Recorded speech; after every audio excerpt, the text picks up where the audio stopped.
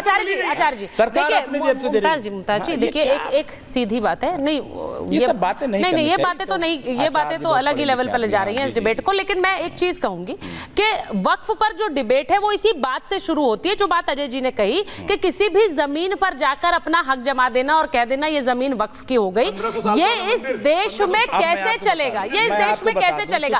मैं आचार्य जी कहीं जाकर जमीन पर हाथ रख दे और कहीं यहाँ पर मंदिर है तो वो भी नहीं चलेगा ना, वो नहीं चलेगा ना। मैं तो यहाँ आचार्य जी खड़े, मैं खुलकर बोल रही हूँ। एक मिनट सुन लीजिए, वो बिल्कुल नहीं चलेगा, उसके लिए अदालत है, कानून है। और आप देखिए दिल्ली में 123 प्रॉपर्टी हैं और 84 से लेकर अब तक मुकदमा चल रहा है। और ऐसा नहीं है कि ट्रिब्यूनल में है, ये मामला कहाँ गया है।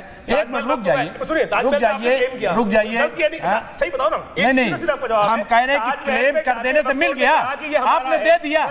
आप हम बाबरी मस्जिद कह रहे थे, आपने दे दिया। हम बाबरी मस्जिद कह रहे थे, आपने दिया क्या? बड़ी विचित्र आप दे रहे हैं, पार्लियामेंट में कह दिया कि जमीन हमारी है। हाँ बिल्कुल, जो हमारी ताजमहल तो है भाई, कागज क्यों नहीं दिखाओगे? ताजमहल आप दावा करेंगे, राष्ट्र का नहीं है, राष्ट्र का नहीं है, राष्ट्र का हम नहीं है, तो राष्ट्र हम राष्ट्र करें। अगर मान लीजिए हम दावा कर रहे हैं तो हम हिंदुस्तानी दावा कर रहे हैं। अरे भाई आप हिंदुस्तानी नहीं, एक सेकंड, दिक्कत क्या है? हिंदुस्तानी, एक हिंदुस्तानी, अरे भाई आपकी जमीन नहीं ली जा रही है। एक सेकंड, ये जो एक मिसकंसेप्शन है, मैं जरा सबसे पहले उस पर लगाम लगाना चाह रही हूँ। ये जो कह रहे हैं हमारी जमीनें लूट लेंगे, हमारी जमीनों पर कब्जा कर लेंगे। अब मैं एक चीज पूछना चाह रही हूँ अजय जी, हाँ नहीं आप तो यही कहेंगे, आप उस नैरेटिव को पुश कर रहे हैं, लेकिन मैं आपसे पूछ रही हूँ अजय जी, ये जमीनों को कोई सरकार हड़पने की योजना नहीं बना रही है। ये जो मनमाने तरीके से कहीं पर भी गमछा रख दो, सुनिए, मनमाने तरीके से कहीं पर भी गमछा रख दो और कहो ये हमारी हो गई, इस पर तो लगाम लगानी पड़ेगी सर, ऐसे नहीं हो सकता। और मैंने जैसा कहा आचार्य जी खड़े हैं, वो भी कहीं जाकर गमछा रखकर नहीं कह सकते ये मंदिर की है। अजय जी इस पर बोलिए जरा, क्या मजाक बना रखा? ठीक है मजाक। सुचेता जी देखिए, सुचेता जी वक्फ क्यों आया? पहली बात, वक्फ कोई धार्मिक चीज नहीं है, क्योंकि अगर वक्फ धार्मिक होता तो सऊदी अरब में भी होता, पाकिस्तान में भी होता, बांग्लादेश में होता, लीबिया में होता। क्यों नहीं है? सही बात नहीं है वहां पे, क्योंकि ये कोई धार्मिक मसला है ही नहीं।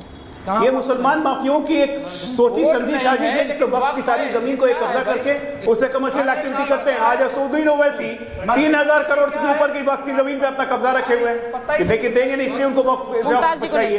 अब मैं दूसरी बात बताता हूँ, सुनिए। जब नेहरू लियाकत पैक्ट बंटवारे के बाद मुसलमान भाई यहाँ तो नेहरू जी ने कहा कि ये सारी जमीनें वक्फ की हो जाएंगी, वो हिंदू नहीं लेंगे। वरुण जी को लीजिए। पाकिस्तान में भी यही व्यवस्था की गई थी कि हिंदू जो जमीन छोड़ के आया, हिंदू को मालिकाना हक रहेगा, लेकिन वहां की हिंदुओं की सारी जमीन सरकार और स्थानीय मुसलमानों ने ले ली। हिंदुस्तान में ये नहीं हुआ, मुसलमानों की जमीन जो बेच पाए बेच दिया, बाकी बची हुई वक्फ बना के उसके नाम पे कर दी गई। ठीक, अब उसके बाद उसको अब ट्रेमेंडस पावर देते जा रहे हैं, एक पर एक आपने उसमें पावर एडिशन किया। 95 में ये पावर दे दिया कि जिस जमीन पे आप क्लेम कर देंगे वो जमीन आपकी हो जाएगी। 2013 में संशोधन करके एक और पावर दे दिया कि वक्फ के सारे मुकदमे को सुप्रीम कोर्ट या हाई कोर्ट रिव्यू नहीं कर सकती, रिव्यू होगा तो ट्रिब्यूनल में ही होगा। अरे 4 लाख एकड़ से ज्यादा जमीन डिस्प्यूटेड है, 65,972 मामले ट्रिब्यूनल में लंबित हैं, मुसलमानों का हित हो रहा है। वरुण जी ताजिया सिन्हा का एग्जाम्पल दे रहा हूं, लखनऊ में रहने वाली, उसके शौहर का इंतकाल हो गया, उसकी जमीन वक्फ ने ले ली, उसके बच्चों को भी अधिकार नहीं दे रहे। कहां दौड़े लोग? अदालत में जा नहीं सकते हैं, ट्रिब्यूनल बात सुनेगा नहीं, तबाह कर दिया है। ये बिल्कुल मिसमैनेज ट्रस्ट है। सर्च कमेटी की रिपोर्ट कहती है एब्सोल्युटली मिसमैनेज ट्रस्ट है। जे रहमान कांग्रेस के सांसद थे, जेपीसी बनाई, उनकी अध्यक्षता में जो कमेटी। अच्छा, मैं एक बार वरुण जी के पास जा रही हूँ। वरुण जी जरा बता दीजिए, जो बात मदनी साहब कह रहे हैं, मैं उस पर आपका जवाब लाना चाह रही हूँ। अधिकार रखने की बात, जो मदनी साहब कह रहे हैं कि हमारी जमीनें लूट लेंगे, हमारी जमीनों पर कब्जा कर लेंगे, हम ये होने नहीं देंगे। क्या सरकार जमीन पर कब्जा कर रही है? क्या जमीनें लूट रही है?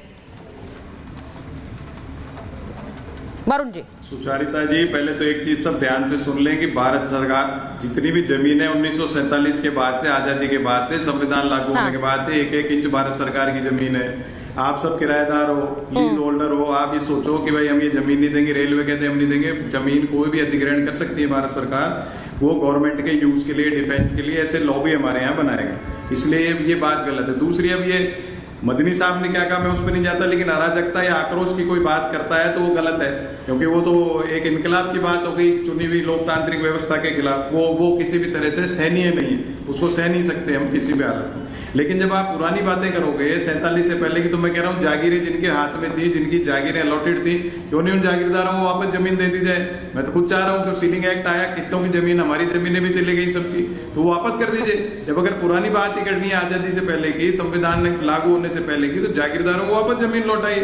अगर वो लौटा दोगे तो आप फिर सारी परिसंपत्तियों का ही अपने आप पता लग जाएगा। दूसरी बात, ये बार बार मैंने आपको कहा, ये बीजेपी की एक माइंडसेट है, ये इनके जो पूंजीवादी सोच है, इसलिए लोगों को डरेगी जमीनें लूट लेंगी, उससे आप बाहर आने की आवश्यकता है। दूसरा, ये एंटी पंडा, एंटी ब्राह्मण, एंटी पुजारी है भारतीय जनता पार्टी। मैंने आपको शुरुआत में भी उदाहरण दिया, क्यों नहीं आप करते हो? जो हमारे पंडा लोग हैं जो सोरोजी में, हरिद्वार में, गया जी में कोड मेंटेन करते हैं, उसके बारे में केंद्र सरकार ने क्या सोचा अब तक 10 साल में? इतनी बात करते हो आप हिंदुवादी और ब्राह्मण। अच्छा, उनके बारे में भी नहीं सोचा है? क्या कुछ नहीं किया। अगर इन्होंने कहा बोर्ड क्यों नहीं बने, नहीं तो फिर अगर उनके बारे में भी नहीं सोचा है तो फिर तो तुष्टिकरण है ही नहीं ना वरुण जी। फिर अगर पंडों के बारे में भी नहीं सोचा, पंडितों के बारे में भी नहीं सोचा है, यहाँ काजियों के बारे में भी नहीं सोचा है, तो फिर तो तुष्टिकरण है ही नहीं। फिर तो बड़ी समान अप्रोच है भाई, फिर क्यों आपत्ति हो रही है आपको? आप तो यही कह रहे हैं ना कि कोई सोचा नहीं है। सुचारिता जी, ये सरकार ही नहीं है।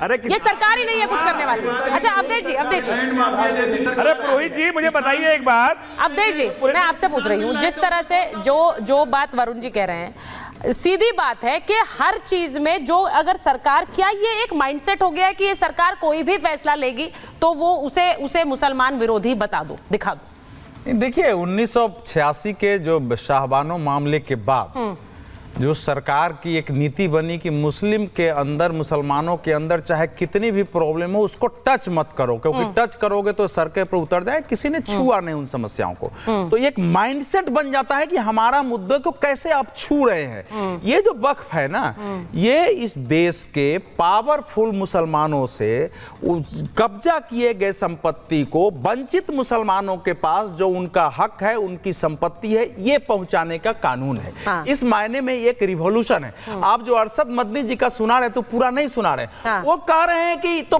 एयरपोर्ट जो है दिल्ली का, और कहां का एयरपोर्ट, ये भी वक्फ बोर्ड पर बना हुआ है। उनका सुने नहीं। दूसरा, उन्होंने उनका जो बयान आता है कि हिंदुओं सुन लो, ये बयान उनका देखो, तुम्हारे दादा परदादा लकड़ दादा सब तो मुसलमान ही थे, तो सारी प्रॉपर्टी जो है ये उन्हीं की है, तुम्हारी है ही नहीं। ये भी बयान है उसमें। तो ये जो माइंडसेट है, सुनिए, ये जो माइंडसेट बना हुआ है, अरशद मदनी दोनों सुन कैसे बोल रहे हैं। इस समय इस देश में मुसलमानों के सबसे बड़े माफिया ये मदनी चाचा भतीजे। ये बहुत बड़ी बात कर रहे हैं। बात तो ये है कि ये दोनों ये बड़ी बात है, ये बड़ी बात है। आपने कहा ठीक है, ठीक है।